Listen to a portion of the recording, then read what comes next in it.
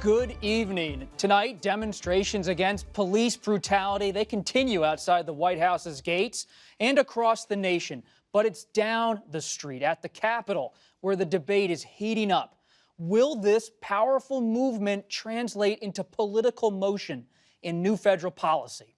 For now, House Democrats are focused on their latest bill, which includes a federal ban on chokeholds, a national registry for police misconduct, and pulls back some of the protections that shield officers from prosecution.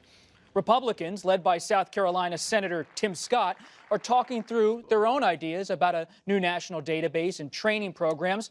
President Trump, however, is not signing off on any proposal, and his decision to hold a campaign rally next Friday, June 19th, in Tulsa, Oklahoma, has riled his critics, who have called it alarming and a racially incendiary move.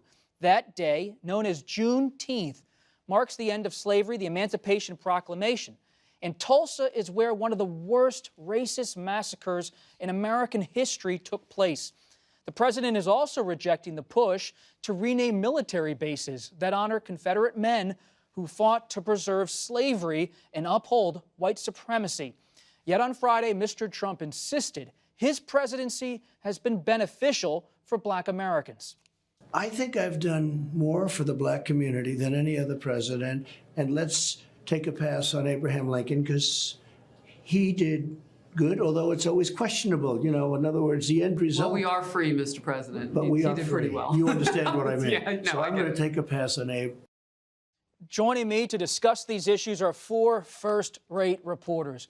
Wesley Lowery, correspondent for 60 in 6, a new venture by the 60 Minutes team on the mobile app Quibi.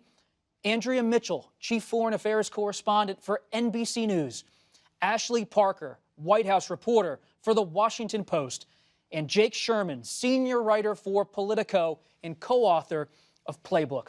Wes, you join us tonight from Minnesota, and you have won a Pulitzer Prize for your reporting on race and police violence. Let's begin with your story this week in The Atlantic. You wrote, quote, "What if the activists are right and the solution is to dismantle American criminal justice and build something better? What might that look like?" Wes, take me inside your reporting. What are the leaders of the Black Lives Matter movement seeking? Sure. Thanks for having me, Bob. I really appreciate it. You know, it's really interesting, right? Because here we are again. We've seen this every few months for the last few years, another viral video, another case that shocks the country in one way or the other. Unlike some of the past cases, there seems to be much less gray area in terms of the public perception of what happened in the George Floyd video in Minneapolis. And I think one of the reasons we have seen such big and broad response, not just in Minneapolis, but across the country, is because a lot of people are just kind of tired of this. They're tired of seeing the next video. They're tired of dealing with this again. The activists in the streets, the demonstrators, the leaders, and the organizers have always argued that there are big structural systemic problems, right? That this isn't an issue of needing body cameras or this is an issue of new training, but what they have always argued is that the whole system is broken and we have to hit a reset on it, right? One of the reasons we are seeing such response in this moment is that the American public is starting to believe that as well.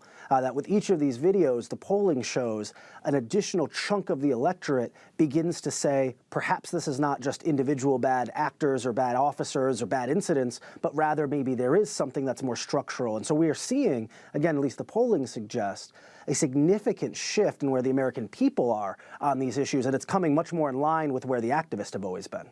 To talk about that systemic change, Wes, when we hear the phrase defund the police, what is the context of what that phrase is actually calling for?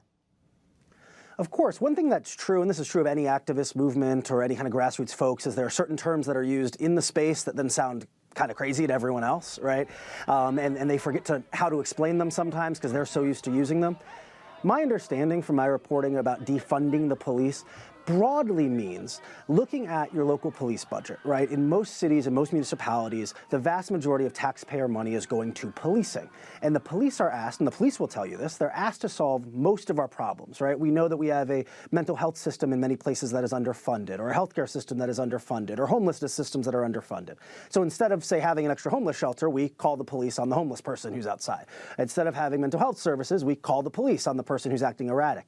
And so defund the police suggests, can you take money that's being earmarked for law enforcement and instead earmark it for the types of services that might prevent these interactions? So instead of increasing the police budget by $4 million next year, perhaps increasing the mental health budget for $4 million, and with the hope that that avoids these interactions that then go sideways. That's the core of the argument around defunding the police. And Andrea, you've been diving into these issues that Wes is bringing up in his reporting this week. You spoke with the former police chief of Camden, New Jersey, which disbanded its city police force and went to a county system. You also spoke with Senator Cory Booker of New Jersey. Let's hear that. We are a nation that has criminalized poverty. There's a lot of things that we have to, as a society, make a commitment that people who are vulnerable, that we are going to do things to invest in community dignity, community strength, as opposed to trying to treat this with policing and jails, which is so much more expensive and actually worsens the problems that we claim we're trying to solve. Andrea, when you talk to these police leaders, when you talk to these lawmakers, are you seeing an actual reckoning, a moment of possible change? Or is this like the gun control debate where there's a lot of talk, but ultimately not a lot of bipartisan action? Well, I think right now there's not a lot of bipartisan action. You're seeing Tim Scott, Senator Tim Scott, the only African-American Republican senator, leading the charge with Senator Langford and a few others on the Senate side, but they're talking basically about establishing a database, doing a study. They're not talking about banning chokeholds and doing the kinds of things that the activists and that the House Democrats have proposed, and that legislation is going to pass. We heard today, just now from a number of the House Democrats that they have the votes. That is going to pass. You even heard something rather ambiguous from the president just late tonight that he might be in favor of banning chokeholds, but then he said, well, maybe not. So it's unclear what he would actually support. But certainly he's not going to support the other aspects of what the Republicans are at least looking at. I think something will happen because I think, as Wes has pointed out, this is different. And he's on the ground there, but we've watched the protests around the country and indeed around the world. There is a different note and a different tone to all of this. It is much more diverse in the protests, much more widespread. Still, for something to get through that will actually be signed, not vetoed by the president, is a very tall order on something which the president sees as a very successful hot-button cultural war issue, law and order, for his campaign. And that's what he's focusing on. And that's why both he and Joe Biden, the Democrats, agree that defunding police is a very bad bumper sticker. It's a bad slogan for them. They want to explain, as Wesley has, that this is reallocating priorities, as Senator Booker said, and spending more on trying to avoid the violence and the conflict that is often engaged in when the police take on a social issue and go to a home and try to arrest someone on the street who is having a drug problem or a mental health issue.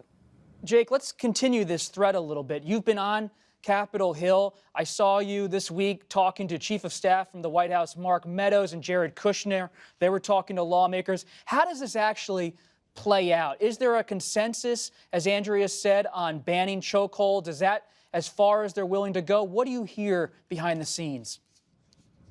So I agree with everything that everybody said here. I agree with Wes and Andrea that the issue has moved so much faster than we've ever seen any issue, political issue on Capitol Hill turn. A couple notable things that I noticed this week. Kevin McCarthy, the top House Republican, who's very close with the President of the United States and with Mark Meadows, the current Chief of Staff, he said he's open to banning chokeholds and he's in favor of it. That is new. That's something we haven't seen before. That's an element we didn't expect. Rand Paul, who's oftentimes kind of his own island, but this is an interesting thing to note also.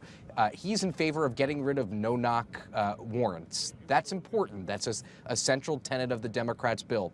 Put those two things together and combine them with the fact that Republicans at this point are not dumping all over the Democrats' bill. Kevin McCarthy McCarthy.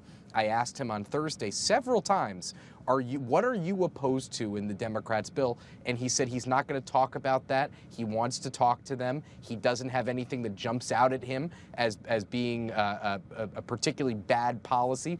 That's all notable. I think obviously they're trying to give a president who shifts a lot some leeway to make up his own mind. Jared Kushner is involved, and again, he doesn't have law enforcement background that I know of. I might have been missing part of that biography, but he doesn't have any law enforcement background.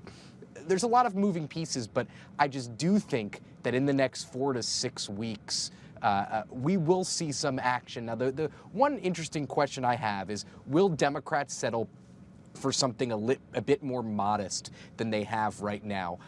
There are reasons to and reasons not to. I just don't know, because the House has not been in town. They're going to come back next week, I believe, and there's going to be a lot of discussion about that.